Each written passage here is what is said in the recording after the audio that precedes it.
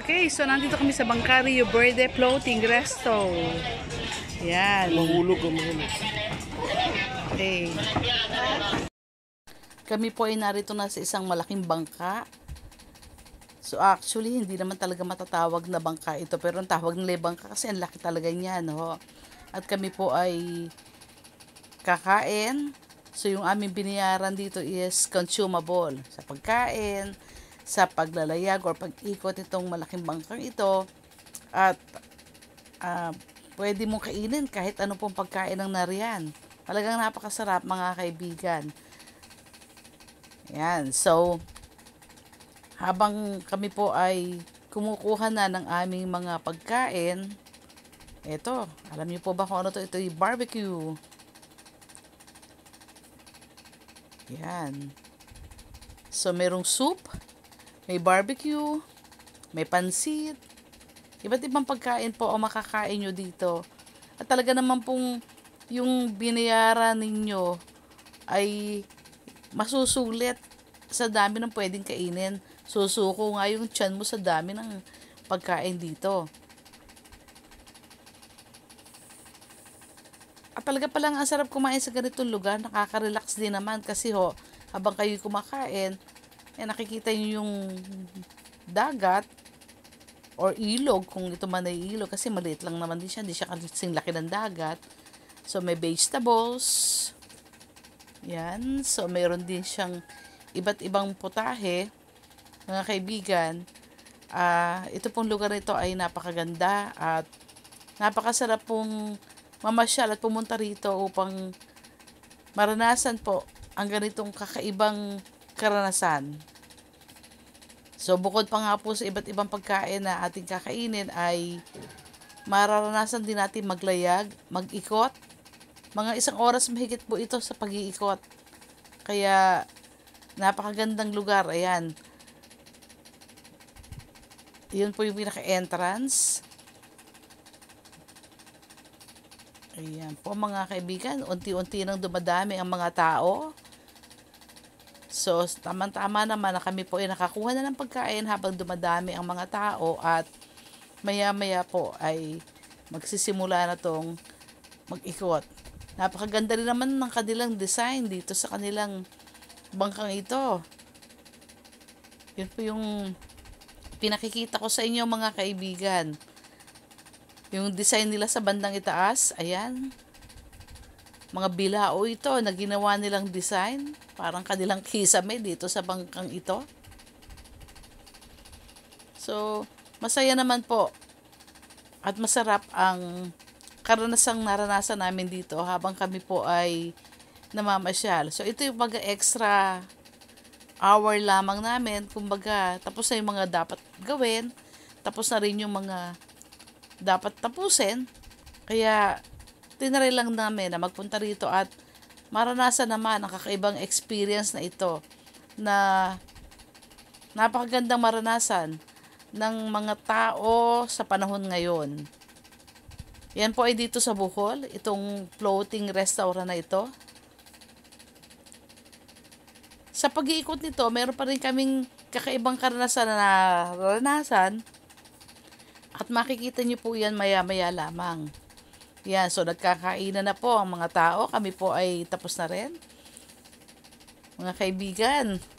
So, makisama po kayo sa akin sa pag-iikot dito sa lugar na ito. At maranasan nyo gaano bang kaganda dito sa floating restaurant na ito. Dito sa lugar ng Bohol. Medyo kumukulimlim ang panahon pero masarap siya kasi malamig. Hindi siya ganun kainit. Ayan. Ayan po ang aming pagkain na halos matatapos na kami kumain kasi talaga naman kakaibang experience. So we have a different experience from the experience that I had before during eat all you can or anything na pwedeng pagkain ang pinag-uusapan. So, ayan. Natutuwa talaga ako sa design na ito na inyong nakikita sa bandang itaas kasi kaya lagi ko siyang kinukuhanan kasi ang ganda talaga at medyo kakaiba. Marami na pong tao, meron din mga foreigner, marami na ang ganda. At talaga naman palang itong lugar na ito ay pinupuntahan ng tao sapagkat kakaibang karanasan ang mararanasan niyo po dito. Yan ang bandang ilalim ng... Actually, hindi pa kami tumatakbo dyan. Kinukunan ko lamang yung tubig na maraming isda sa ilalim. Yan ang sinasabi ko sa inyo, mga bilao. Ganda, 'di ba? Yan po yung mga kakaibang design na ginawa nila sa kanilang floating restaurant.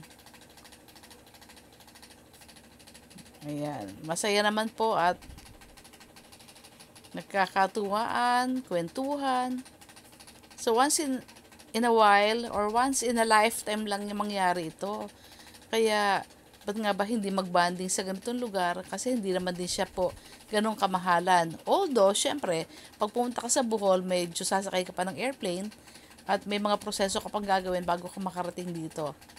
Pero okay lang po yun kasi kung talaga naman pong kaya, bakit nga ba ang hindi? Dahil minsan mo lang naman mararanasan ang mga ganitong karanasan sa iyong buhay. Ayan. So, doon talaga ako nakatutok sa design na yun eh. Kasi nagagandahan talaga po ako doon mga kaibigan. Medyo kakaiba. Pwede ka makapulot dito ng mga pwede mo maggawing design din sa iyong kung meron kang business or kung meron kang nais na ayusin. Yan mga native lahat sila. At ang nakakatuwa, bilao ang kanilang ginawang pag-design. Ayan. So, dyan po ako nakaupo. Tapos na akong kumain. Kaya ako po ay medyo nagre-relax na lang at nagbi-video upang makita ko naman yung mga lugar at yung kapaligiran. So maraming tao, maraming mga customers na nandito na nagsisimula pa lamang kumain, mga kaibigan. Ayan. So, dito nga lamang ang bibilhin mo ay tubig. Doon sa pag-entrance mo, yung binayaran mo, consumable ang food, pero yung tubig at mga juices ay iyong bibilhin. Okay lang naman po yun, mga kaibigan. Masarap yung dessert nila. Meron silang salad. Meron pa nga silang turon. At talagang sasawa ka halos hindi na kayanin yung sikmura ang dami ng kinain. Yan. Pero hindi naman po mahalaga yon. Although mahalaga ang pagkain syempre. Pero mas mahalaga yung view ng ating makikita. At ngayon po, maglalayag na po ang ating bangkang sinasakyan.